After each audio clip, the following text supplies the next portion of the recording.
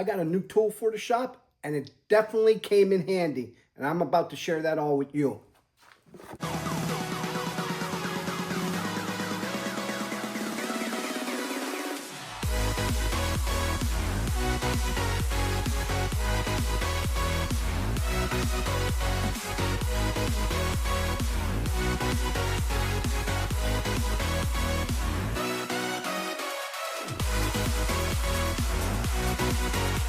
Welcome to the channel. If you're new to the channel, hit that like, comment, and subscribe button. Don't forget to ring that notification bell so you guys stay posted when we drop different tool review videos or different things we got going on here on the 5th gen Ram, the Jeep Wrangler, and our 2nd gen show truck.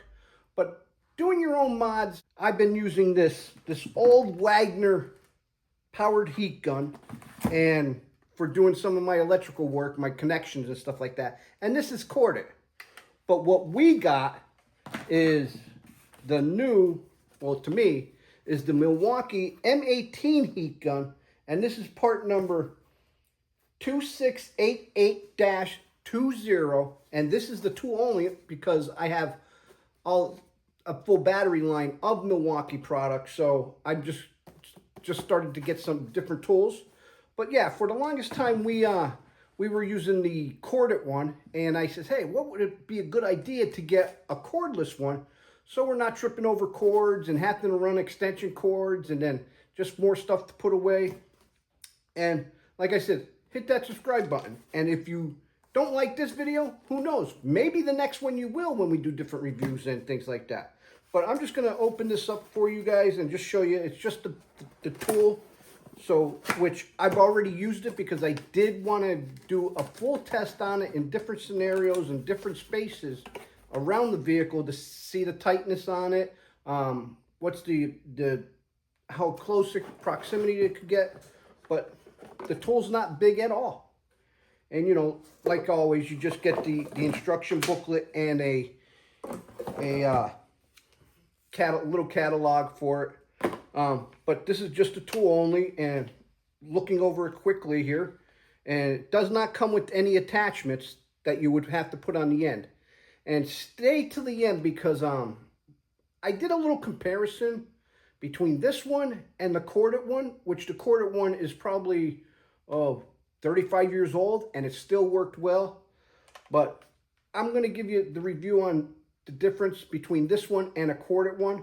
But this is their M18 line, and I do have some wiring out. We're going to go over to the workbench to give it a test. It's not that difficult. You just have to push down on the side lever here, and then you squeeze the trigger, and that's what activates, turns the machine on, the tool on. So there's not much to it. Let's comparison in size from this one to a corded one.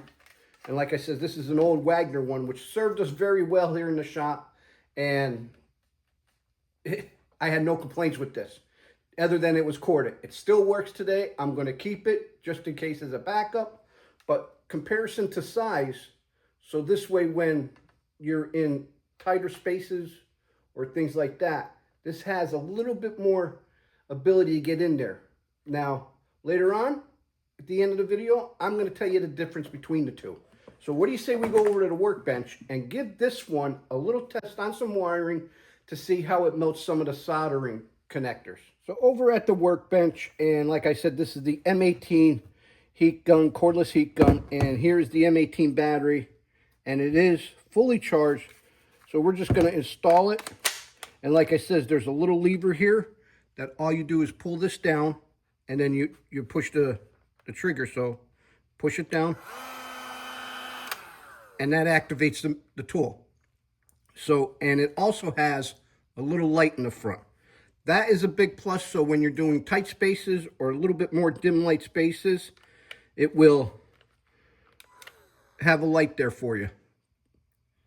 So that's all, very simple to operate, and it has a little hook on the back here so you can hang it up, let the tool cool down if you need to, or what I do is just set it on the workbench or in the work area that I'm working in and just let it cool that way. So to see how long it would heat up, let's give this a little test. So we push down, and it's a little awkward for me. Already it is kind of warm, and it was getting hot on my hand. I couldn't keep my hand there. So that was approximately 10-15 seconds, if that. So what I do have here is some wiring from the 12 gauge wiring down to the smaller wiring. And I've been working with this size lately. And let me see what size that is. That is the 22 to 18 gauge. And then we have the 16 to 14 gauge wiring that I have here, or the 16-18. So these are the different size wirings that I'm going to be giving a little test on, and we're going to also hit it with some heat shrink over the top of the solder seals. And what we're going to be using, I'm going to grab a bigger one here, is this solder seal connectors, rather than the squeezing of the end connectors. So what you do is heat these up, and the solder in here melts the two wires, gets embedded into the two wires, and all this shrinks on the wire and makes it a waterproof connecting. And then we're gonna back it up with some heat shrink. So first I'm gonna do is cut myself some wiring and strip it out.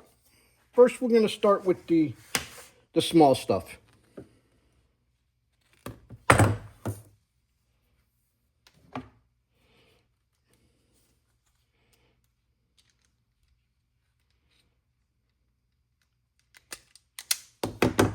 Strip piece there, and I'm going to cut it again here.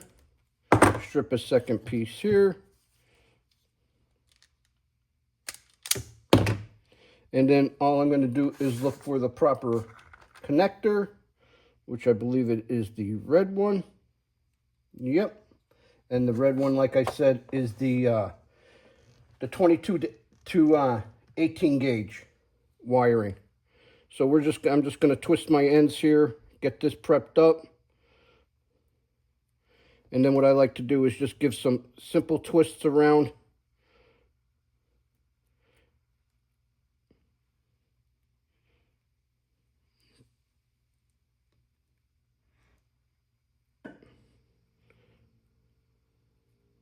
And then I'm going to slide don't forget to put these on before you connect your two wires.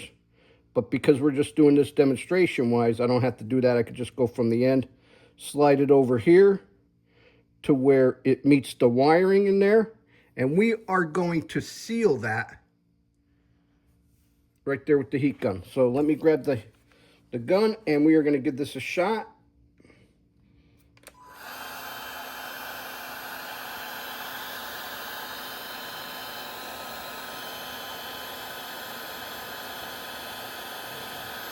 And if you can, I like to twist it. For demonstration purposes, I'm going to twist it, but I will move the gun around. I could see the tubing already starting to shrink on it. So with this solder seal, you really have to work the wiring around, because what you're going to do is heat the solder up. Okay, now I see the solder melting. I'll heat this end up a little bit just to get a little bit seal there on this end, and you'll see the red is also a waterproof seal in there on the coloring. So as you can see, it did melt the solder seal, the solder right there. So, and then to let it cool off a little bit, give it a little tug, and we are good. So on the smaller gauge wire, the 22 to 18 gauge, yeah, I like that. And that's why I like this type of connector, because you get a good solid connection in that. Try and get this to focus for you. So now let's move up to the 16 to 14, and I'm just going to do the same thing.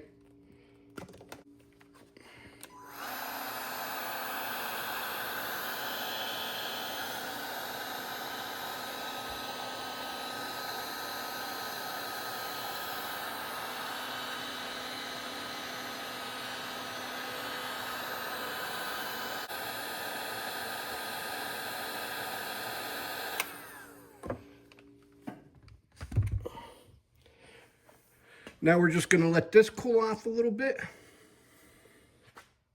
And as you can see, we have a good seal in there.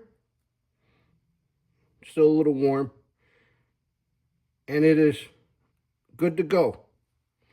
So now let's try a bigger gauge wire. And like I said, this is the 12 gauge wiring, and these connectors go up to 12 gauge. And we're getting into a little bit bigger piece here with more solder in it. So once again, I'm just going to clip a piece here. This takes a little bit more effort to twist these wires together. So however you want to bind your wires together is, you know, on you. I don't have any specific way, depending on the size of the wire, whatever easier to do it. And I'm just looking to get a good solid seal in there. So I'm working this solder seal around. Now that we got there, let's give it a hit here.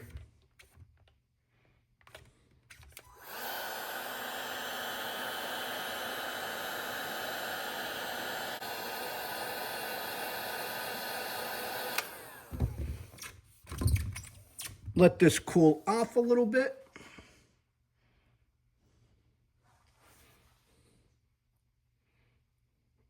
And we are sealed.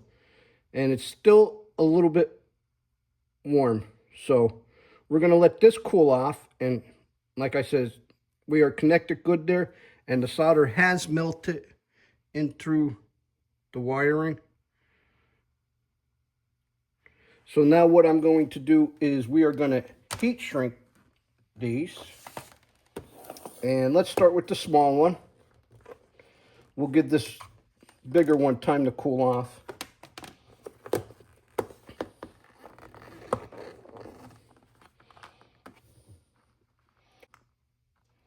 I don't know if this size will fit over it. It looks like it will. Yep. And after doing every connector, I like shrink tubing it. This way you get a nice waterproof seal. Now let's give this a shot, which I'm going to guess that this ain't going to take long at all to do.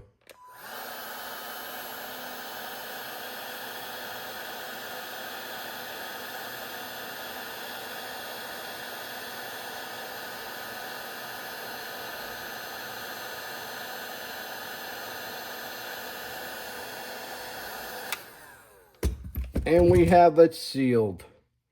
Nice waterproof connection in there. So it works fine on the small stuff. Let's go up to the next size.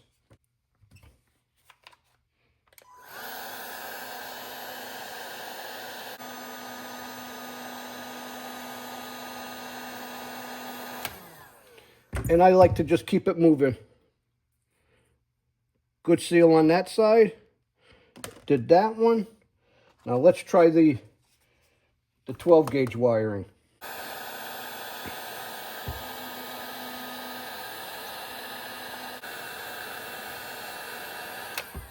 And there we go. We got it all sealed up. So it works fine on the heat shrink wrap. So that's just a little demonstration what I do with my wiring and why I use the heat gun rather than the buck connectors and the crimper ones.